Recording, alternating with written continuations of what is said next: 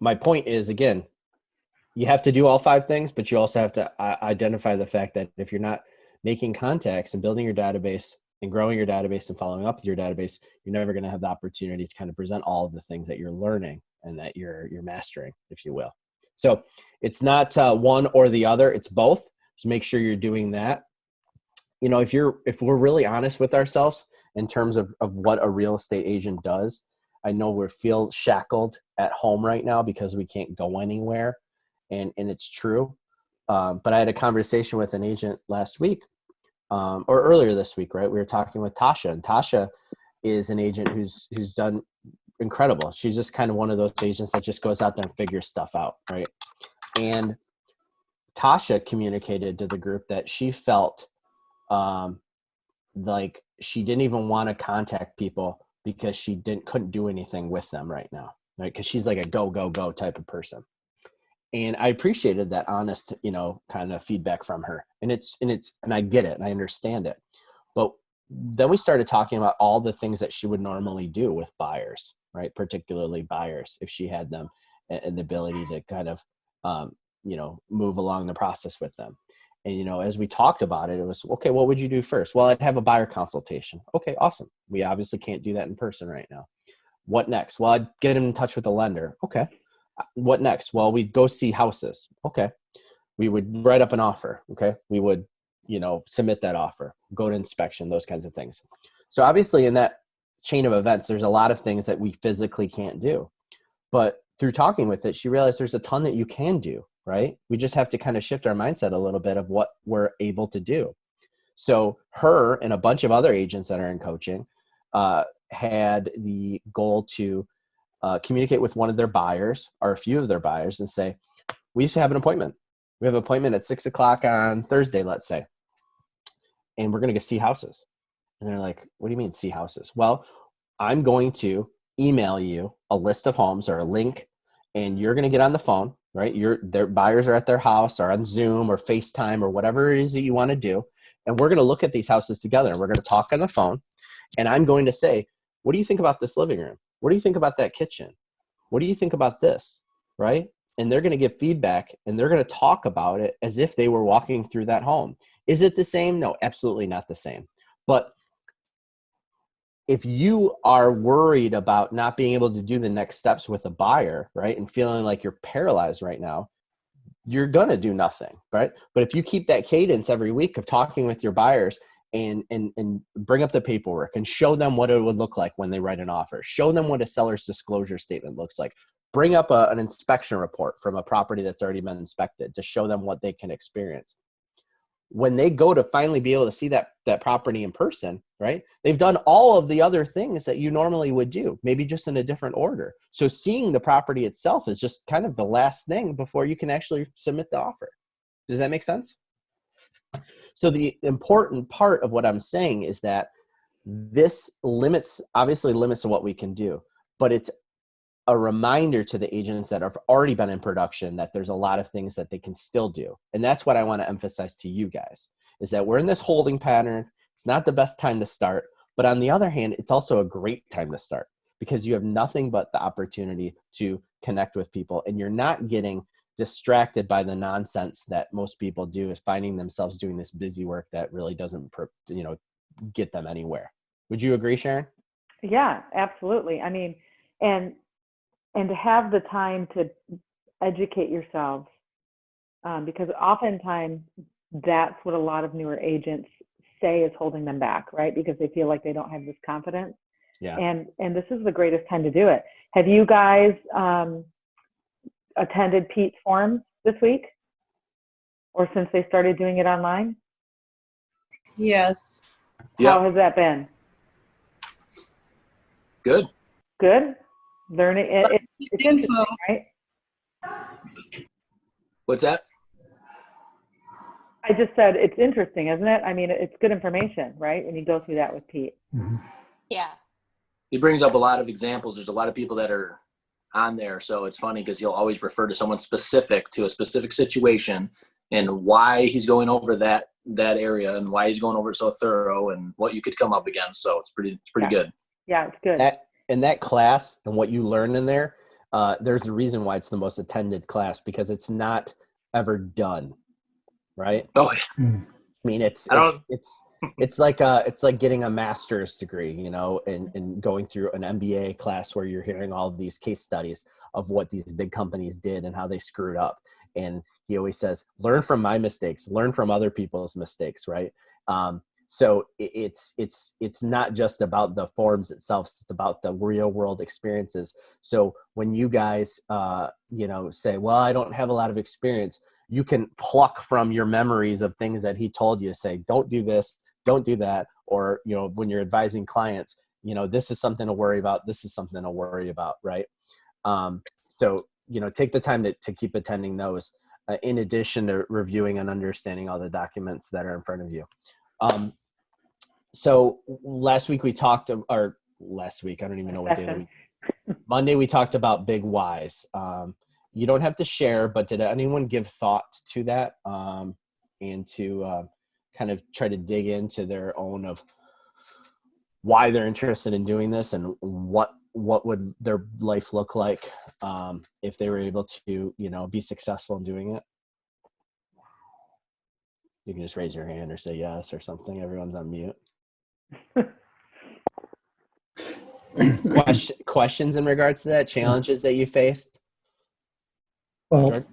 I'll say I've, through another activity I've been doing as a something called the Theater of Mind with this other group, but it's really putting down a vision now of what your life is going to be.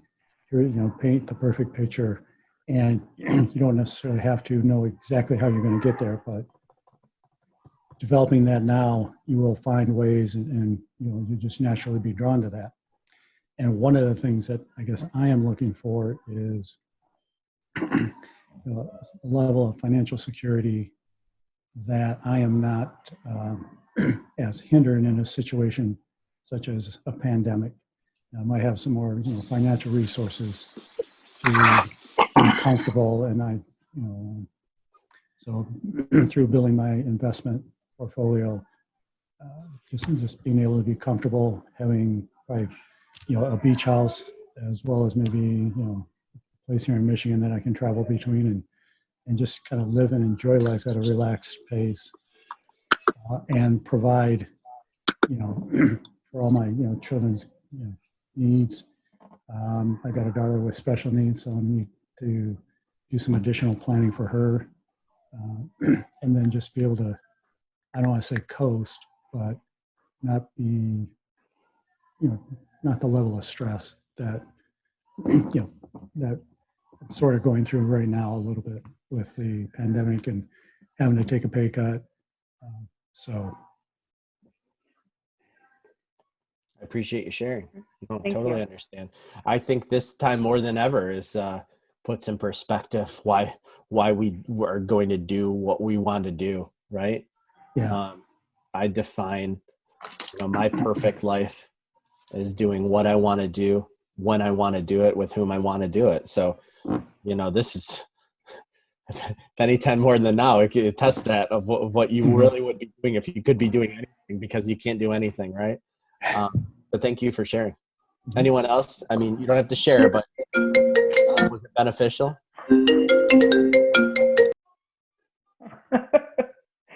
No? All good? Thumbs up? Bye, Taylor. Thumbs up. Okay. All right. So we're going to shift gears a little bit. And Sharon, correct me if I'm wrong. We didn't get to the allocation of funds last week, really, did we? I felt like, did we not talk about it? No, because we would have had to bring up. No. Okay. Yeah. So we do Right have to. before this call, I kind of pulled it up and added it to the coaching drive in the folder. So I know everyone's talking about this is real estate. We haven't talked a lot about real estate. We're talking about wants and needs, right?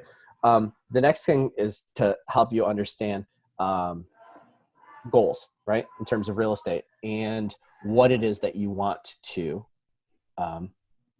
what do you want to do? What do you want to sell? How much you want to sell, right? Some people walk in here. Jordan, are you on, would you mind muting? I think I'm hearing some sort of background noise, not sure who it's from. Thank you. So people say, well, I want to sell real estate, right? Well, okay, great. Well, what do you want to do? I want to sell 2 million. I want to sell 3 million. I want to sell 10 houses. I want to sell 50 houses. all valid goals, right? But my question typically that we pose is why? What is it about that that's going to help you achieve what it is that you want to achieve? Your why, right? Your perfect life. And at the end of the day, if you boil it down, it's really about money, right? Money's only good for the good that money can do, but we're all doing this to make a certain amount of money. So if I told you if you could sell one house or 50 houses and make the same amount of money, you probably choose one house, right? So it doesn't really matter of how many houses that you sell or volume production. It's really at the end of the day about the bottom line, which is money. And not just for how much money you make, but how much money you take home. Because that's just important. If you make $100,000 and have $90,000 in expenses, you're only going to take home $10,000. So in order to understand how much you need to sell in order to reach your goals, we have to start by kind of understanding what it is that you need to make in order to fund your life. And I'm going to share my screen, and we're going to get into the a form that we use that you guys can all access and that you can download from the coaching drive. Tell me if you can see my screen. Okay, so you should have a link, right? This KWA coaching. Within this file, because everyone see this, just nod your heads yes.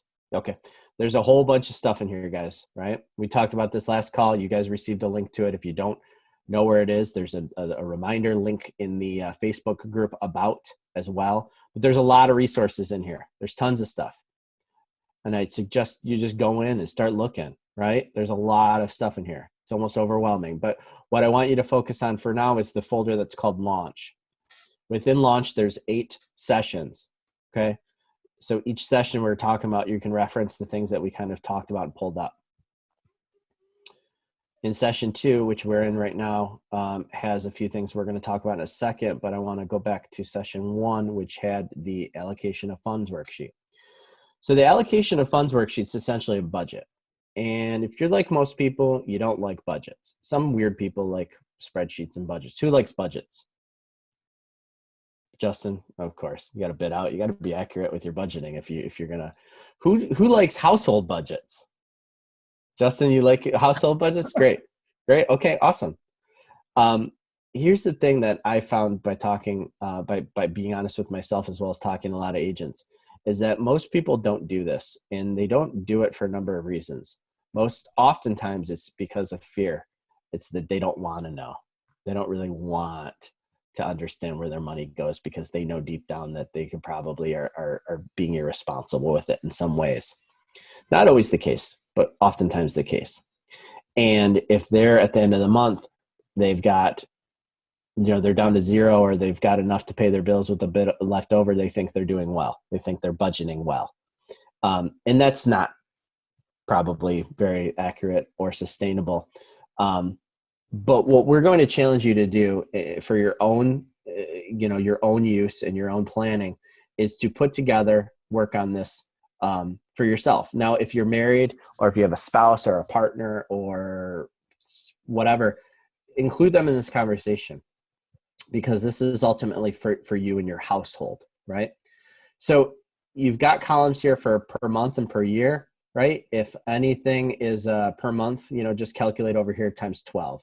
Sometimes some of these things are just per year. So there's everything from your housing expenses, your fixed bills, your loan payments, cars, your credit cards, insurance, gas, everything. If there's something that you have an expense-wise on here, that's not on here, add it. Add a line and put it on there. But I want you to really look hard at all the places that your money goes. It's a little bit sobering in order to put together a total, okay? Second section, business expenses. Now, I understand that most of you are new to this business, so you don't really know what expenses you have or don't have. You can count on a cap with the market center, cap with the international, and office dues. You're also going to have real comp dues and those kinds of things. I don't know what those would be, but $400, $300. Marketing and such, if you don't know, say I'd be comfortable spending $100 a month or $50 a month or whatever. whatever it is that you think is going to be expenses related to your business. And you'll come to a total here as well. Okay. Now we have the third section, because I don't believe a budget should be only where money is spent, but also where money is invested and put away and planned. So this section here is going to allow you to put together a monthly or yearly dollar amount that you want to do to fund these different things. Now, this is only an example of the different things that you could do. For instance, someone might have on here a wedding fund, maybe for one of their children or themselves, right? They want to put X amount of dollars per month or whatever into a wedding fund. Whatever it is that you are saving for or want to save for or invest in, I want you to put together there. Well, you could say, well, Matt, I can't afford these things. Well, that's not the point of this. This point is to say, where is all your money going now, or where do you need it to go? And then also, where do you want it to go? If I was able to fast forward your life a year, what would success look like in terms of your finances? Realistically, would you have put away $10,000 into an emergency fund? Would you have funded a Roth IRA of $6,000 or $7,000? Would you have invested money into a rental property? If so, what would those dollar amounts be? Think big, expand your mind.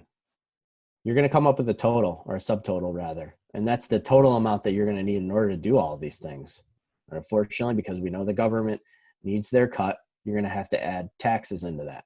I don't know what tax bracket you're in. You could probably look at your returns or go online to figure out if you needed to take home $150,000, you need to probably pay $50,000 in taxes. So really your grand total will be $200,000, let's say.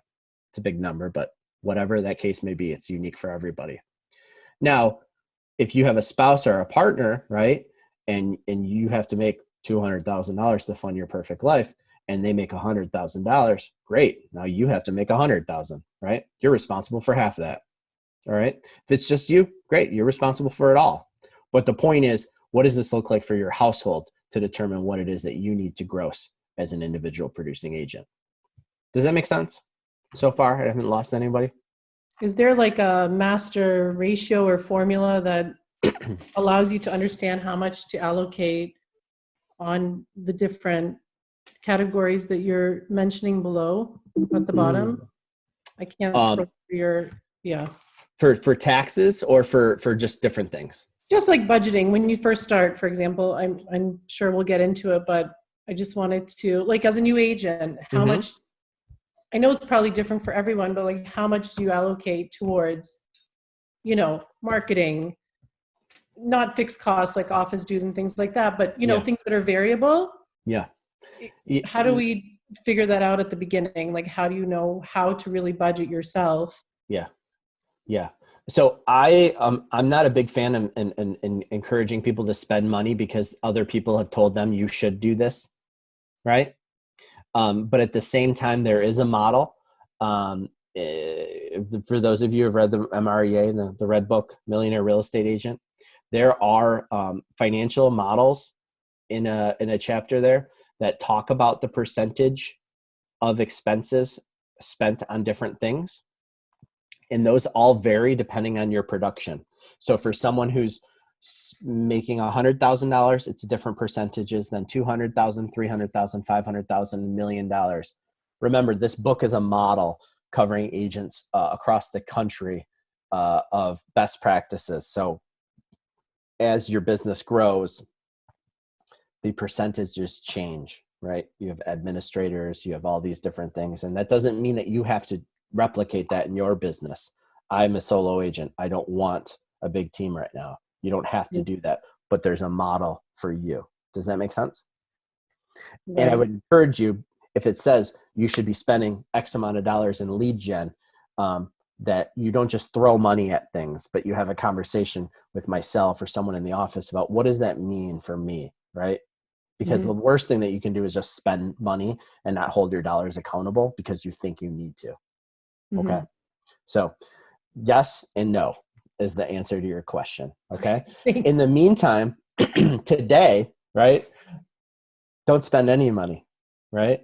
Don't spend any money in terms of a lot of these things, because you can do a lot of things for free. right? And one of them is just talking to your people and building your database, right? And sending them things, setting them up smart plans and doing some different things that are free, right? Don't go out and start, I'm going to do this, I'm going to do that because I've done it, right? And I threw all this money at things and then was like, oh, it didn't work because I wasn't consistent. I didn't have a plan and I was shooting from the hip. Okay. So this dollar amount, I'm sorry. Hey, this is Taylor. Well, Yeah. question about that too. Like right now, do you feel like mailers are something that we should maybe spend money on?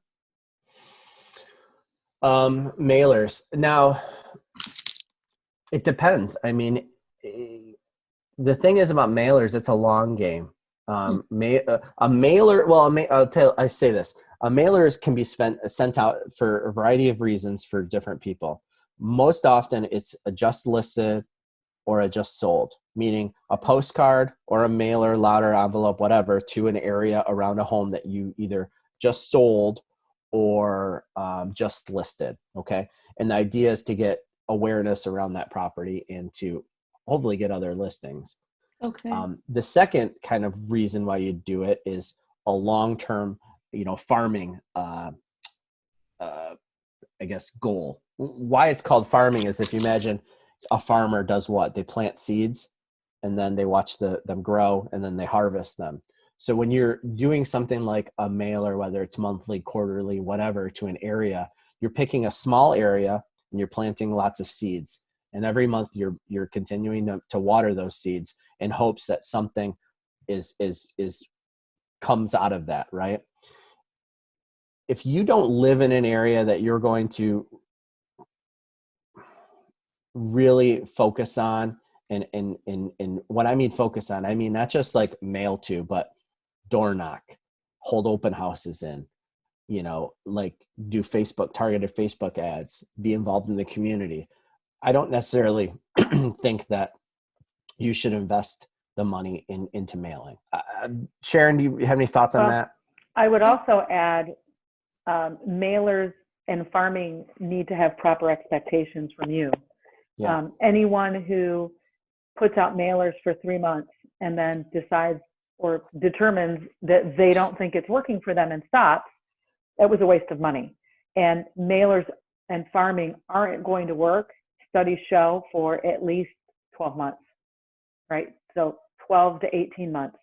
And if you are willing to make that commitment, it works. But you have to make that commitment. Because if you think about it, you get a postcard in the mail. The first time it goes in the recycle bin. The second time, maybe it goes in the recycle bin. But the third time you see it, you recognize them. The fourth time you see it, you're like, oh, it's that guy again. And so it needs that repetitiveness. It's the nature of that mechanism. Yeah. If you're willing to make that commitment and you have proper expectations and it's in your budget, do it. Yeah. But don't expect it to work after a few months. Yeah. A good mailer is, 60 to 70 cents per piece. So if you've got, 1,000 homes, you're spending $700 a month, that's a costly investment, Now, I would say this, a mailer doesn't have to be to just an area that you want to farm. A mailer could also be, to all of the people that are in your database. Just because people doesn't mean you can't mail something, right? It's not necessarily then blanketed to an area trying to get people that don't know you to contact you, but it's emphasizing via the mail of people that are already in your database. Now, the beautiful thing is we can get in front of those people lots of different ways. 20 years ago, you had to mail them something or call them. Right now, we can get in front of them via social media and these different ways, texts and such. So you just have to kind of, in my opinion, really understand what it is that you want to do long-term and not just, again, shoot from the hip, because I've done that, right? Does that answer your question, Taylor? I know it kind of was roundabout way. Taylor?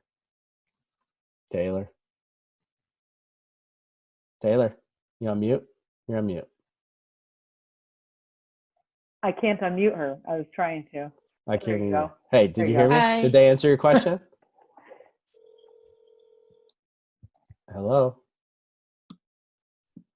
There you Taylor. go. Yeah. Taylor. Oops. Taylor.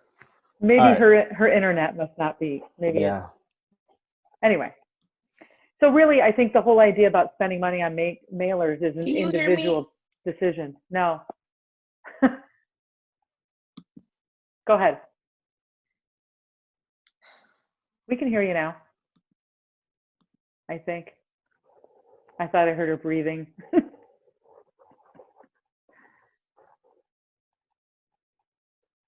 Okay. Is Matt frozen up? He is on my screen. Yeah. You get the Sharon show. I think Matt's just moving very slow. Yeah, right? So again, I think the main gist of, do you spend money on certain things such as mailers is going to be an individual decision based on your ability to fund it long term right now. So if you have some money put away somewhere that you can allocate to that and you're willing to wait, that's your choice and you can do that. But there are other ways, such as picking up the phone, which is the most free, cheapest way, but the most difficult, it seems emotionally expensive way for people to do it. But it's the free way. So, hi, Matt. Oh, hold on. Okay, hey. Sorry, my internet went out. Yeah. I'm glad I didn't terminate the call. Okay, sorry I missed, but so you probably can't see my screen anymore, but you guys you can access that sheet. It's called allocation of funds. Don't open it up in the Gmail. This is for all documents, really. Don't just open them up. Download it to save it on your computer. It's a Google Doc, but you should be able to download it and open it up as Excel if you're a Microsoft user. That way you can modify it, save it on your own computer, and play around with it. If you just modify it in the folder, everyone will see your expenses and it won't save. So, the dollar amount then that you need to that also ultimately is your grand total of what you need to make. That's your financial goal. Okay. Now again, it can be offset by a spouse or a partner or other income that comes in, but that's the dollar amount that it is you need to make. Okay. And then we use that to work backwards to determine how many houses you need to sell, to how many appointments you need to go on, to how many contacts you need to make. So when we say that this is simple. Oh. He's gone again. Geez. There you Doing are. it again. I'm gonna turn off my Wi-Fi. What? Connect to Am I your here? phone. Use There your you go. Wi-Fi. Okay. Yeah, no, my Wi-Fi is cutting out, so I just connected to my LTE. All right, so what did I just say? We work a recipe, right? We work backwards. So for instance, I know you can't see this, but bear with my math. If you need to make you can't do it. I could try and do a whiteboard. Let me do that. try to do it and I'll talk through it. All right, hold on. Share your screen and then click whiteboard. Yep, I'm right now. So for instance, All right, what do you want me to write? so let's say your number is $100,000. Okay, $100,000, and I don't know, again, whatever it is for you, right? But in order to gross $100,000, we need to determine how many houses you need to sell. Well, when you've been established in this business, we track our everything, right? We know our numbers. Sharon knows her average sales price. I know my average sales price. I know my average days on market. We track all of those things. But as a new agent, you don't know. So we have to use some assumptions. So as a large group of agents in the coaching program, we know that the average sales price for, the average of agents in our office is $200,000. $200,000 is an average sales price for properties that are sold. Now, we also know that our average commission rate is 3%. So therefore, $200,000 average sales price, 3% average commission is an average of $6,000 gross for every property sold. With me? With you. Okay. So we know that if you average $6,000 commission and you want to make $100,000, what's $100,000 divided by $6,000 commission? I'm not good at math. Can someone do that one for me? 16. Hold on. 16. A lot of houses. So Does that make sense of why 100 we would do that? If you need to make $100,000 and we know it's going to be $6,000 commission per house, if you 16. divide one or the other, it's 16 properties, right? Yeah, 16.66666666. 17 then. Yes. We round up in real estate because you can't sell 0.6 of a house. So 17. All right. Okay, so if I told you in order to reach the goals that you've set out, if this was your numbers, you needed to sell 17 homes, what would most of you say to that? Does that seem attainable? That's a lot of homes. Well, Yeah, I would be nervous. Okay. What if I told you that Or- some people's first year they've sold double that or triple that or quadruple that? Right. If it's How been done long- before, it can be done again. Yes. Sure. How long did it take them? Like first There's year? There's no there's no limit. there's no limit. And I'm not going to tell you it's easy. I'm not going to tell you it's impossible. And the reason why is because if I told you that was easily attainable, you know what you'd do mentally? You'd think you wouldn't have to work that hard to get it. If I told you that it was unattainable, you would just throw up your hands and you say, oh, there's no point even trying. So the answer is it's only attainable if you understand the recipe and what it takes to put together in order to do that. Because I can lay this out for 10 agents. I can lay this plan out for 10 agents and they could say, okay, I understand. I need to do this many activities to get this many contacts, to do this many appointments, to sell this many houses, to reach my goal. Lay it out there. But it's up to them to do it or not to do it. Right? So if we know based on this math that you have to sell 17 homes, right? We have to close 17 homes. We're going to want to work backwards because, all right, great, Matt, you told me you have to sell 17 homes. How the hell do I do that? Okay, fair, right? What do you have to do in order to close a deal? You have to sign up a contract, right? Right? Yep. You've got to put together a purchase agreement for a buyer or a seller, right? And we know, despite, sometimes being the best agent possible, is that not every single deal that you're going to sign up is going to equate into closing because things happen, right? Mortgages fall apart, inspections fall apart, just things happen. So unfortunately, you need to put more than 17 deals under contract, right? So we're going to use a couple of percentages, right, as we continue to work backwards as just rules of thumb.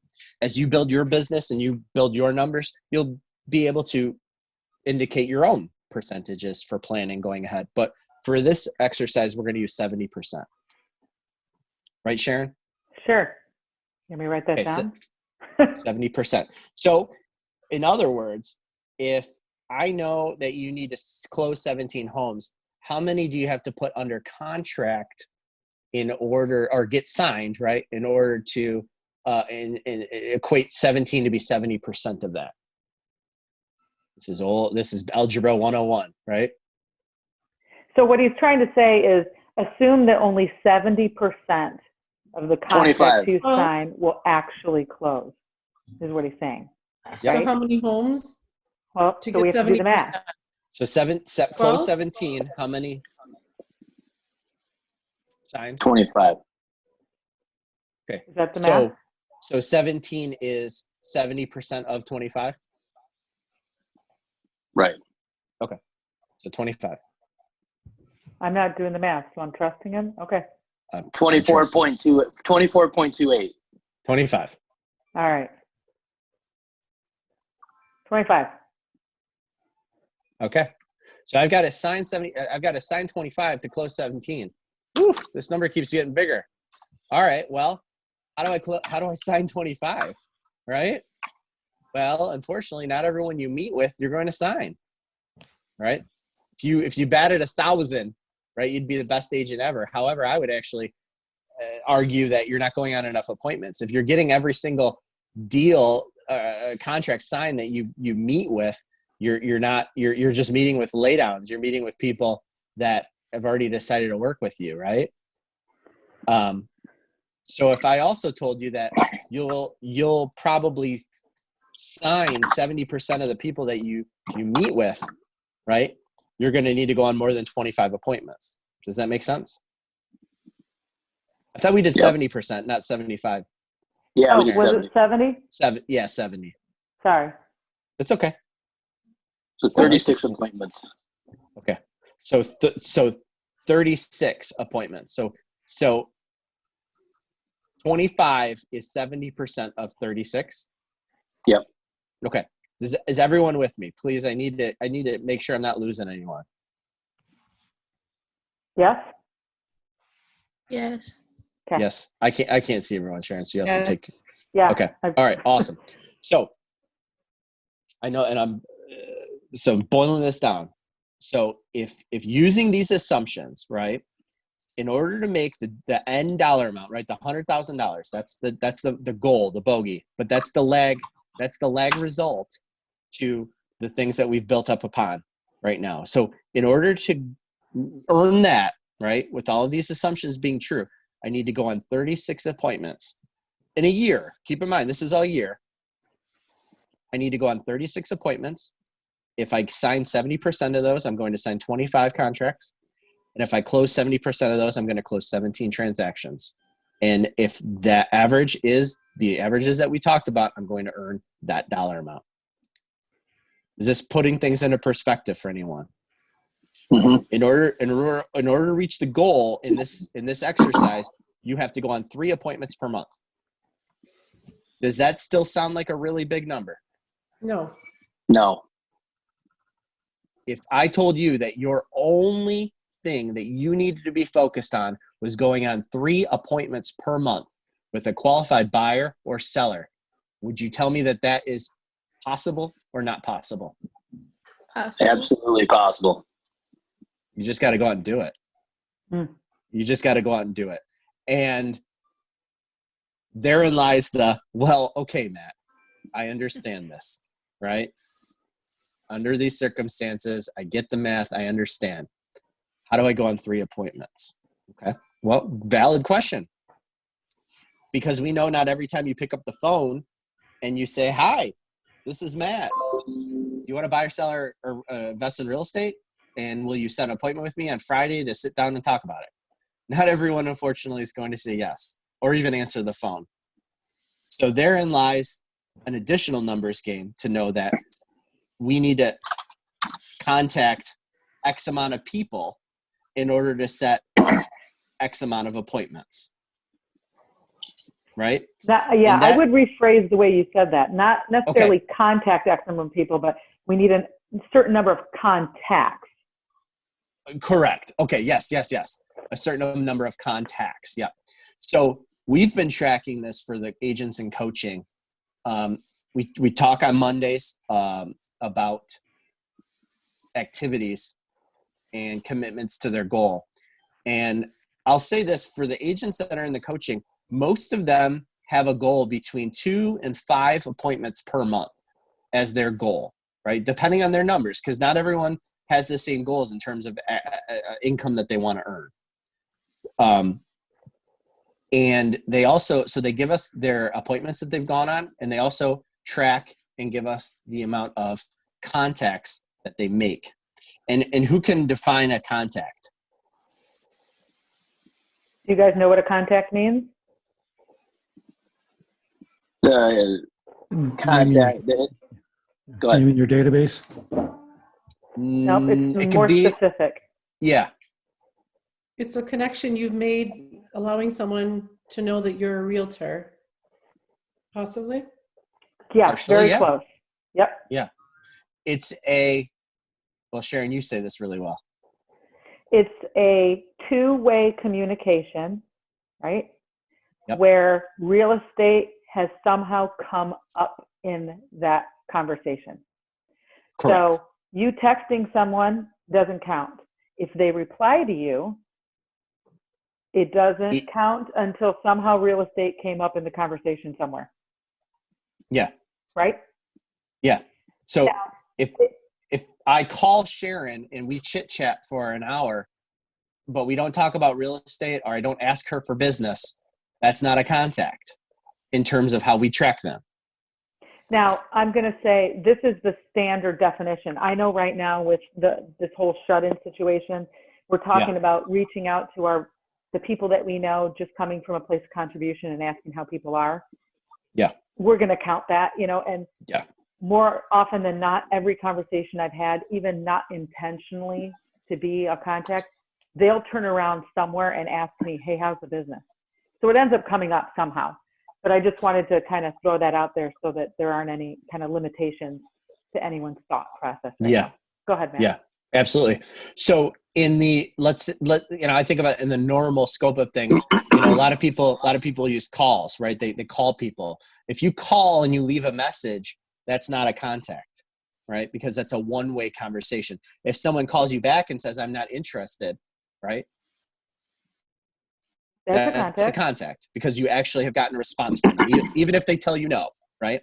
So spamming 100 emails, just blasting out 100 emails to people, that's zero contacts. But if someone responds and you engage in a conversation with real estate, that is a contact. Does that make sense? Yes. Okay. So we have been tracking this, and correct me if I'm wrong, Sharon, it's about 100, what is it, about a 5%? Yeah, 5. Okay, so it's about a 5% conversion, appointments, contact to appointment, 5%. So in other words, if you made 100 contacts, 5% would equate to about 5 appointments. And I honestly think that's high. And I think we're probably going to see a bit of a shift in that. Oh. Meaning you're going to have to make more contacts to have the same amount of appointments. Well, let's go with that. In other words, what I'm saying is that you're going to hear no 95 times out of 100 in order to hear yes 5 times. And that's okay. That doesn't mean that you're not good at what you're doing. That doesn't mean that you're failing. That doesn't mean that this doesn't work. That's standard. It's a numbers game. And there's going to be a day down the road where you're not going to actually make the contact. Someone's going to call you to ask for an appointment. And that's only because of all the other times that they said no.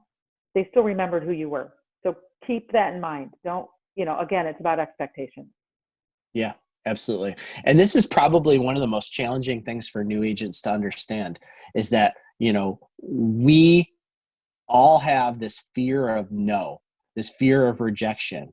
There's some weirdos that actually feed off of it, right? Those hardcore cold callers or whatever. But most people, fear the no, they fear the rejection, and therefore it paralyzes them from doing anything. And what we're trying to kind of illustrate for you is that if we understand the math behind it, right, and we just make it a numbers game, and you have a goal to make X amount of contacts in order to set X amount of appointments, which will then continue to reach your goal. It's, again, very simple. It's just not easy. So let's do the math. Yeah. In order to go on 3 appointments, you need to make how many contacts? 720. No way. 95%. 60? 60. I thought you said you only got 5% of the people that you reach out to. Yeah, so I think you're correct. So if 60 contacts, 5% would equate to 3 appointments. That's correct, right? Yeah. I can do that. It's a 720 a year. And again, that's just using some averages. It might be higher for you. It might be lower for you. And it's going to depend on who you're contacting. What we find is that the people that are calling expireds and FSBOs, we'll have to call more people, right? It's a numbers game, right? So now we get to drill the numbers down even further, or chunk them up, I guess you might want to say, right? Yeah. Because not every person that you reach out to is going to respond, right? Maybe it's a phone call, they don't pick it up. Maybe it's a text or an email, they don't answer. So how many people do you have to attempt and reach out to in order to achieve 60 responses, 60 conversations? Does that make sense? If I just told you to go make 60 contacts, chances are not every single person you call or reach out to is going to communicate with you and be considered a contact. So, what is the percentage of that, Sharon? I'm drawing a blank in that regard. No, me too. That's what I was just okay. thinking. Yeah. Let's say it's 30%. I was going to say 50%. I wasn't sure. Let's say 30% right now. So if you know that your every attempt, right, is that out of 10 attempts, 3 are going to be a contact, right? Yeah. So if I need to make 60 contacts, how many attempts do I need to make? 200. Is that right? Yeah. So there's your marching orders, guys. 200 contacts a month, if this was your goal. And I know we're just using some assumptions here, but this is probably the case for many people. So in other words, I got to go out and I have to make those attempts. Now, again, I said phone, but it doesn't have to be phone. Some people hate the phone. They're terrified of it, but they love face-to-face. So they, every week in normal circumstances, go knock on doors, right? They literally hoof it and go knock on doors, right? And have something to say. And that's an attempt at making a contact for them. So we've been like chunking all these numbers up because the attempt here is to be able to give you an absolute number to bring back down to feel attainable, to give you marching orders daily, right? Yep. So these 200 attempts are in a month. So if we divide that by 4, right, that's 50 a week attempts. Do you guys think that you can attempt to reach 50 individual people in a week? It could be if this was your goal.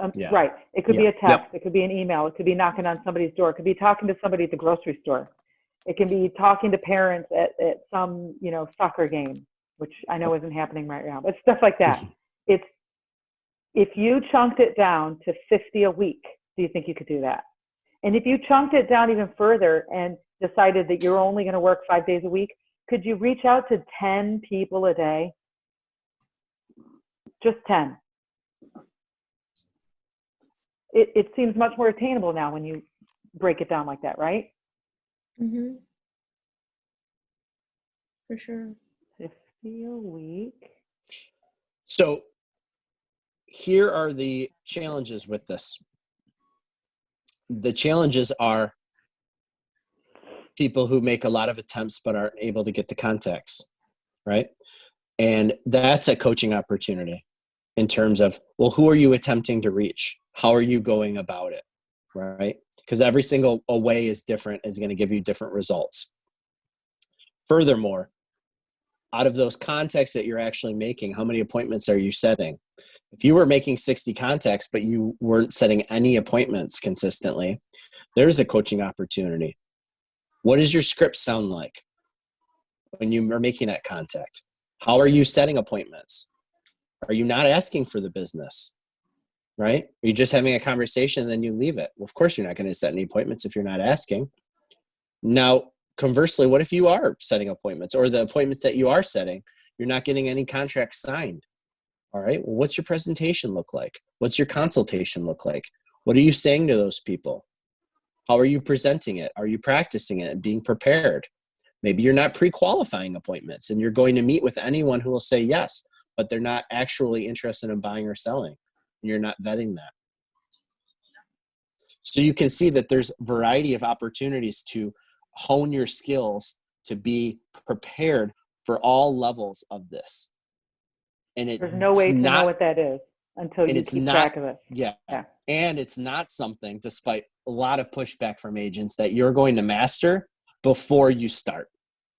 And that's one of the most challenging things for many people, is that I don't have a listing presentation, Matt. I've never sold a house before. I can't even pick up the phone to talk to someone because I'm afraid what's going to happen if they say yes. Or I'm afraid what's going to say if they say no. I don't know my scripts. I don't know my objection handling techniques. So that lack of preparation is debilitating, and therefore you do nothing. Which goes back to the 5 things a day that everybody should be doing, right? So one of those 5 things is script and role play. That's going to help you with your confidence. Another one of those things is negotiating contracts. That if you can't do that now, make sure you're spending time in Pete's forums. That gives you confidence in having conversations. Previewing properties if you don't have appointments. That gives you confidence when you're having conversations with people, because you're actively doing something in the business that's feeding you information, every day. Those 5 things matter because they seep into your existence in lots of different ways. And that comes out as confidence, which people can hear and they can read it. It's important. Does this make sense? Is this sinking in? Is it helpful? Yes, that's true. And it's motivating too. Yeah. So what do you do when you run out of contacts? You go make more. How? Well, right now, you could go knock on doors and stand, way at the bottom of the porch if you wanted to. Oh my God. I don't think I can. Why? Why? Because I don't like it when people knock on my door trying to sell me things. I can't imagine myself doing that to somebody else. So there's a lesson in that. Oftentimes we limit ourselves because we project our own attitudes onto other people. And just because it bothers you, don't assume that it bothers everybody else. Mm-hmm. I I understand. know that that's difficult to hear. I get it. I'm the same way. But it holds a lot of us back when we do those kind of things. Do you have another option? Well, I'm going to push back on you, Justin, because Okay. I'm going to ask you, have you run out of contacts? No, I'm just looking at the numbers No. here. Yeah. How many contacts do you have? I'm not done putting them in, but about 200. Okay. So you've got enough for a month. Ask me in a month. Okay. And I don't say that. I'm being facetious, but my point is that you will not run through those people. And if you will, right, chances are you'll have something in your follow-up, or you should, to go back to them because you either haven't gone to them or they said, call me back or whatever. Or they referred you to somebody else. Well, exactly. Right. Exactly. What's important to understand is that the people that are in your database are not only the people that you're potentially going to help buy or sell a home, but they're going to be the people that you consistently touch and ask for business. All right.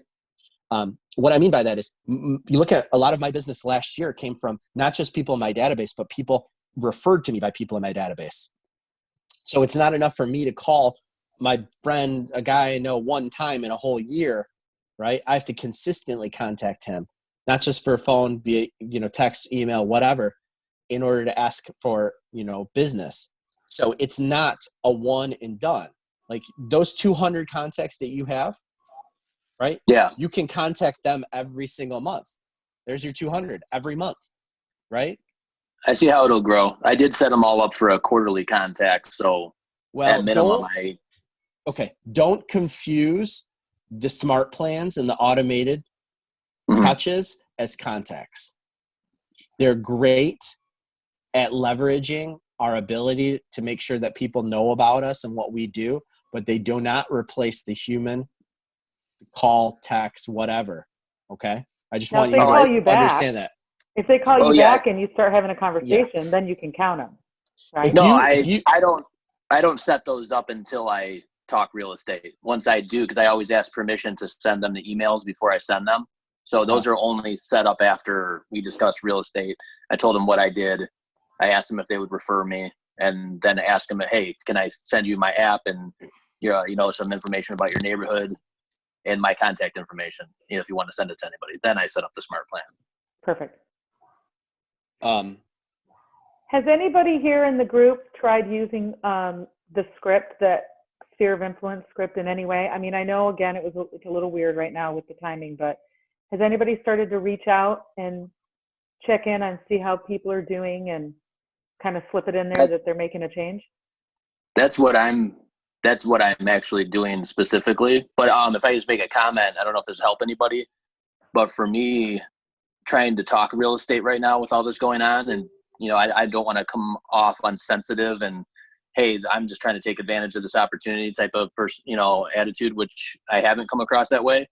But if it doesn't come up if real estate doesn't come up because they ask me, hey, so how are you doing? Are you working? If that doesn't come up and I don't get a chance to do that, and I want your feedback on this, I was just finding, I don't want to be pushy at all. I never want to be that way. That I just say, okay, if it doesn't come up, I don't want to just, it sounds like the conversation's ending. I feel like, hey, this is my time. I don't want to just throw it in there at the end. Like, hey, now let me tell you why I really called, and make it feel that way. Is that, and it's not really that way. I do want to, all these people I do know, want to see how they're doing. I just let them know, well, hey, is it okay if I call you back? If I don't get to the real estate part, I just ask them, is it okay if I call you back in a couple of days or sometime over the next week, just to see how things are going? That way, again, I'm leaving it open. Hey, I'm going to talk to you again. If I don't talk real estate, I'm still just checking up on them, and eventually they'll get to that point. Have you found people that you've had conversations with, and you're asking them how they're doing, and that they don't reply with, how are you doing? Just curious. No, every single time it's come up, and I've set somebody up on a smart plan and sent them information, or yeah. Okay. So, I mean, you haven't run into the problem yet. You're just worried about what if you do. Right. And I also, even if we do discuss it, I still tell them, hey, can I call you and see how you're doing? So okay. Either way. That sounds fine. I think that sounds like a good plan. Gives you another opportunity to call them. Yep. Anybody else? Script, kind of along the lines from our call earlier this week. I want to say it was like the coffee one, but it was along the lines of contacting like current clients or past clients, more so saying like, is there anything that you need or anything that I can do for you right now? Like a loose script I had from that is like, I start the conversation there, and then I'm also using it as a time to kind of do what Matt said last time when we spoke about like, updating, like kind of building out my command contacts. So I'll say something along the lines like, hey, I just wanted to check in on you, see how everything was going, and see if there's anything that I can do for you or you need anything at this time. And they'll, talk about different stuff. And I say, while I have you, is it okay if I update your contact for both personal and business use? And they say yes or no, and I just try to update their command with more information now to improve that data quality that it tracks. And then I've been cold calling, like this morning I made from like 9:30 to about 11 o'clock. I did 40 calls. I had made 14 contacts. I left 14 voicemails, and out of that, I have like maybe 2 to possibly 3 people that I could like follow up with some information. And that call script was something along the lines of, now is still a good time because interest rates are low to possibly refinance your home to get it to a lower monthly payment. And then if they say like, if they say they're not interested, I ask them, well, do you own your home free and clear? And they're like, yes. So I was like, okay, well, maybe knowing what the value of your home is right now could be good for you to know in today's market. And, they say yes or no for that. So, that's like what I've been using right now to talk to people. So what kind of responses? How do you feel about it? How are Pretty people good responding? actually, and I think like to some degree it is trying times for us all, but because we're all kind of going through it, I think that like some people are just like kind of enjoying that social contact. Sometimes people, not a lot of people were like super like rude or any, you know what I'm saying. But I think it's going like okay in conversation, so I just frame it around like I just really want to be of service to you right now, so if you need anything more so let me know, but like up front these are the like one or two avenues I'm presenting to people. So are there certain things, objections, or that you feel like you're coming across often? Okay, so again, like, just in this today's set of calls, some people have said, well, I'm not gonna sell. I might, and I just laugh with them, like, yeah, maybe now isn't really the best time to sell, but I think as a homeowner, it's still important for you to know what's happening in like the real estate market. So that's why I was just calling to, keep you abreast as a homeowner, like what your home is valued at, if that's the track that we took. And then as far as the other track with the refinancing, I think that we all are kind of concerned about finances and bills. So I think like that's a good thing to tell people. So I always say, if you can get into a lower monthly mortgage payment, could that help you right now? And if they say yes or no, then I go one of two ways with it, and some people outright said, they're not interested because obviously what's happening right now is superseding like what that right now for them. But but for the people who are interested, I just said that I would do that for them. And I kind of just been like letting it rock that way as well too, and just rolling with the punches. Yeah. Well, good for you. I'm proud of you. Good job. Yeah, thank you. I wanted to ask what your input was, the coaches, about, we don't know, everyone wants something intelligent, they want to hear something of value, and they want to know because the current state of affairs is a mess, economy is a mess, how can we add value? And we don't really know what to anticipate, but we have to, like, they want our insight as to what they can predict as before they move any real estate. We have to give them something of value. So I read the papers and you become informed, but like what should we say to prospective buyers or sellers given this current state of being? And we don't know how to deal, and people don't know. They don't want to move their money, they don't want to move their assets.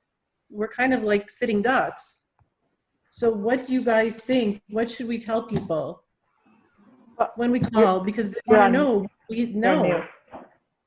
You're on mute, Matt. So I know it's a lot, but it's no. It's people want valid. to know what we know, and what do we know? Well, here's the thing to that. I think that you should be knowledgeable what's going on in the market, and it's always good to have little tidbits of nuggets of information that you can convey. And that's why it's important to read online, to attend these classes, to attend all the meetings that we offer and all these trainings, because you will pick out something from it, right? And write it down and regurgitate that later. You're like, oh my God, I sound like an expert. But what I will say is that you shouldn't only talk about, when you're talking about real estate and buying and selling homes, you should not only speak about it in terms of investments or a financial smart or not smart thing to do. That doesn't mean that that's not important to many people. Of course it is. But in real estate, we make decisions, buyers and sellers make decisions emotionally, right? If everyone was really honest with ourselves, we probably could live in a much smaller home with much lower payment, right? We wouldn't remodel our kitchen because that financially wouldn't be necessary, but we still do those things, right? Because emotionally we want those things, right? So I say these things that we need to get back to doing in real estate, which is communicating to people of what a home means to them. Whether it's a buyer looking to own a home and have that dream of home ownership, or to have a better yard to play with their kids in, or a school district that's better than where they're at, or merely the fact of allowing their kids to have their own bedrooms, or a bigger closet because they really just want a walk-in closet. I know these things sound a little bit, cheesy and fluffy, but like that's why people buy houses. That's why people buy in homes or sell if they want to live the dream and go to Florida or do this or do that. And what happens in a really strong housing market is that we get on this ship of talking about why it's such a great deal, time to buy, save money, investment, appreciation, tax write-offs, all these financially things that are trying to coax someone into making a decision that can actually be used against us when the market's not so great or a little shaky, right? So I'm not going to tell anyone who's financially conservative that this is a great time to buy, but I can have a conversation about where their current home is and why they hate it and what moving into a new house would do for them. Does that make sense? So my point, my point being is that although it is very important for us to know what's going on in the market, we don't have a crystal ball. We don't know what's going to happen. We can only lay out the facts. But it's also important to kind of come back when someone asks us a question to understand more about them, their situation, and why they potentially would want to move or sell or do both. Does that make sense? The other thing that I really like just one more. My point is, if someone says I don't know what's going on in the market, you're not going to have a magic dialogue that's going to give a response and say, "Oh, okay, done. I'm going to do it." It's a two-way conversation that's going to open up more than just, "Is this a good time to buy or is it not a good time to buy?" The type of conversation that I also like that we were having on one of the group market center calls, I don't remember which one it was earlier this week, was talking about the differences between 2007, 2008 and today, right? There are substantial financial differences, right? And again, we don't have a crystal ball, but we can illustrate to people because the lay public right now is looking at that and saying, here we go all over again, right? And to be able to tell them people have more equity in their homes today than they did then. Back then, a lot of people were getting second mortgages, refinancing, pulling money out of their homes. There were a lot of like interest-only loans that people were using. That was a big product. A lot of people were getting loans that weren't supposed to, right, prior to that. So by not having much equity in their home, when the market dipped, they were upside down immediately. Mm-hmm. And if they were to lose their job and they wanted to sell their house, they couldn't get enough money to even pay off the loan, right? Mm-hmm. And that's when short sales started happening. In general, today, from what I've read, right, because I'm not a financial expert, but from what I've read, people have more equity in their homes. I actually have the numbers here somewhere because I took the notes. So if the market were to dip, at least they're not going to be upside down, right? So that is a difference. And again, we don't have crystal balls and we don't know exactly what's going on, but everything isn't necessarily set up the way that it was 10, 15 years ago when all this stuff started to, go crazy. Where did I put that? I mean, people are on unemployment. Like I saw the stats today. It's crazy. So many people, like millions and millions of people applied for unemployment. And but that unemployment's different. That unemployment's different because it's a forced unemployment because of all these governor's orders. It's not because businesses were just going out of business. Now, there are going to be some businesses, smaller ones probably, that aren't going to survive what's going on. I mean, that's a guess. Again, we don't have crystal balls. But there are a lot of people that are on unemployment right now that are going to have jobs when all this lifts up.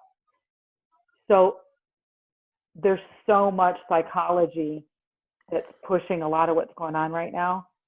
Like I said in the past session that we had at 11 o'clock, it's a lot like the stock market, right? As soon as people start seeing stocks go down, everybody starts bailing out, which then just starts this wheel turning. But that's human psychology, you know. I think And, if people just kind of sit and wait it out and wait, because things are changing every day, they'll find next week that things aren't as bad as they thought they were this week. And sometimes vice versa, depending on what part of the cycle that we're in. Yeah. But I'm really advising a lot of people to try and not make big major decisions based on uncertainty, you know, because we just don't know. Yeah. I think it's, if you come off where I'm going to, you know, a potential client's going to tell me all the reasons why it doesn't make sense to buy right now, and I come off and I crush every objection that they have, is that going to convince them? Or is that just going to make them think, wow, this guy just wants a sale? There are conditions and there are objections. A condition is something that you cannot overcome. It's a job loss. It's they don't qualify. It's something that limits them. An objection is something that you can try to overcome. And then we do talk about objection handling techniques, but that doesn't mean that you always have to use them, right? I think that there's something to be said about being, you know, sensitive to what people are feeling, and to say, you know what, I'll say this, interest rates have never been lower. There's a lot of opportunity out there. Warren Buffett said it the best, you know, when everyone's running for the hills or blood in the streets, that's the time to take advantage. If you're not comfortable with that, if that's not something that you want to do, by all means, I don't know where things are headed, but I do know that I'm going to be here to help you when it is that you are ready. And in the meantime, I'm going to make sure that you know what's going on, and that I'm here to answer any questions that you have. And if I hear that from somebody, I'm going to think, wow, that this person's actually looking out for my best interest. And they're going to be someone that's going to maybe refer you to someone who is feeling a little bit more optimistic or a little bit more comfortable where they're at, that they could potentially buy or sell. So Keep it light. I do think there is something to be said, though, about our own personal opinions, meaning you can't fake it. If you feel like it's doom and gloom out there, you're going to convey that to your clients, you know, and that's okay. There's nothing wrong with that, right? You can't just be like, everything's fine, and if you think the world's crashing in around you. So work on your mindset, work on your knowledge. If you don't feel confident talking about things, go out and figure out how you can learn more, right? To be confident. Understand the differences, like Sharon said, of what happened in 2008 and what's different about now. There are a ton of people writing articles right now that you should be reading to understand, because even though you didn't do real estate then, you can learn about it and be able to regurgitate that. And let me add, I know it's not necessarily easy to discern, but there are a ton of people writing articles that you probably shouldn't read either. That's true. You got to be careful. That's true. It's just like politics, right? There's one side, there's the other side, and there's somewhere in the middle that's probably true. Mm-hmm. So, you know, I don't know. I know that I've got to be sympathetic to other people, and then to be basically push people when I know that, you know, they really do need to do something, right? At the end of the day, no one's going to buy or sell a house, you know, by you convincing them. We're just here to present and to be a sounding board for them, and to be an expert. And if you have enough people in your database that feel that from you, you're going to get enough business. It's plain and simple. So it's a numbers game. You need to be every day lead generating, which means getting new people into your database, and then also, you know, working that database. Are you guys able to pre-qualify right now? Like the banks, everything's moving forward. Really? Yeah. The good thing about the financial institutions and the title companies is they were excuse me, they were already set up to work remotely. Nothing's really changed in their business. I couldn't get through to Chase. Took me 3 hours. If you can, big banks, be careful. So they're kind of getting the servicers are getting inundated by people trying to talk about pausing their mortgage loans right now. Yeah. Okay. In terms of bankers that are doing refinances and new loans, typically a different department. Those people are they're probably near capacity because the beginning of this month had a ton of refi applications and purchase applications. But in terms of new business, no, they're servicing it.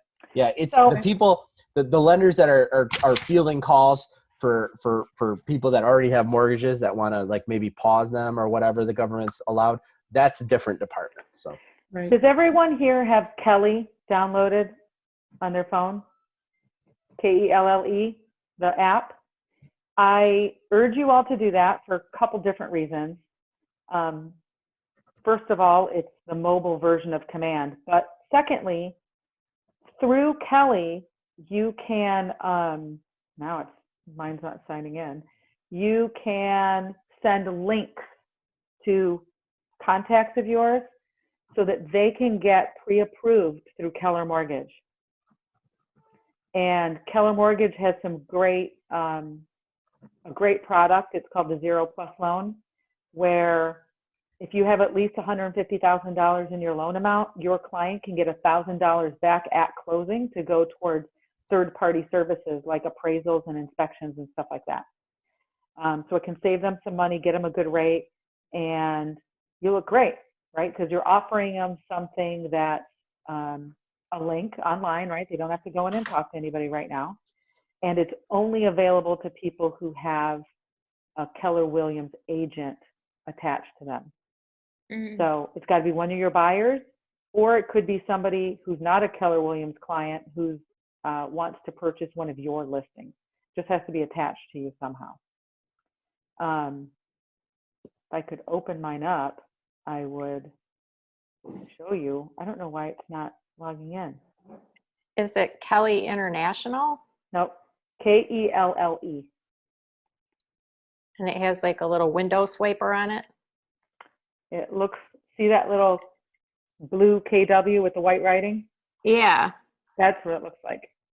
It says Kelly International for Yeah, me. if you type in K-E-L-L-E in the App Store, the first one is it's gonna say Kelly, your KW personal assistant. It's gonna have and your login is the same login that you use for KW Command. Oh, that's why mine wasn't working, because I changed my login. It's like Sharon said, it's basically mobile Command. It doesn't have all the features of Command, but a fair amount of them, and then also the very easy ability to refer someone to Keller Mortgage to either refinance or to apply. So when you open up that window, I think the button at the bottom says, does it say Command or Connect? I can't open mine. Do you have yours open? I don't know. No. All right, we'll do that next time. So it says, it's over here. Let's see if you can see it. Yeah. So once you open it and you go to Command, Yep. you go to Command here, then it opens it up. You can go to Keller Mortgage. Correct. And then once you go there, it actually has you log in and it takes you off site to Keller Mortgage. And then once you go to that site, it allows you to put in the customer's information and it'll send it over to them. Right. Either an email or a phone number, however your client prefers to be contacted. Thank you, Justin. Is this the app, and do we need to sign up for it first? No, your username and That's not password. it. Is that it? The black one? Yeah, it's white. That's Oh, the no, Keller Kelly Williams. is blue, right? Yeah. Kelly, I found it. Yeah.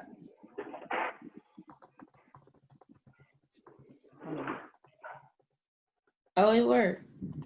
Okay. So you can actually, there's a whole bunch of training regarding that app and how to easily add contacts to your database through the app, how to access them, how to, see what your tasks list and your to-do and stuff. So it's basically, again, the mobile connection to your Command.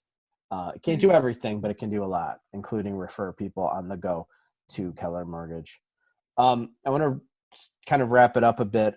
I know we've talked a lot today about the foundational aspect of setting the goals, but it's important because